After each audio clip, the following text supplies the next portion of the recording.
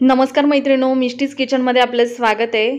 आज आपण बनवणार आहोत बटाट्याच्या काचऱ्या। बटाट्याच्या काचऱ्या म्हटलं की आठवड्याचे 4 दिवस टिफिनला हीच भाजी असते।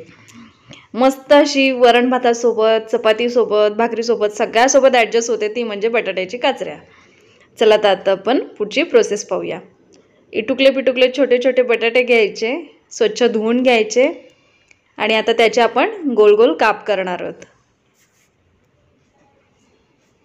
छान छान काप करून घ्यायचे। थोडंसं तेल गरम करून त्याच्यामध्ये आपण घालणार आहोत मोहरी, थोडंसं जिरा, तडतड कढीपत्ता, हिरव्या मिरच्या आणि गोल गोल बटाट्याची काप ती घालून घ्यायची। मस्त मिक्स करायची।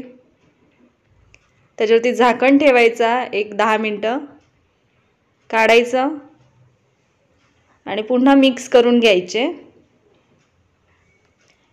याच्यामध्ये मसाले हळद, तिखट मसाला, गरम मसाला, बेसिक मसाले ॲड करायचे आणि मस्त फ्राय करायचे। मिक्स करून आता याच्यामध्ये आपण थोडंसं चवीनुसार मीठ घालायचं। पुन्हा आपण हे सर्व भाजी मिक्स करून घ्यायची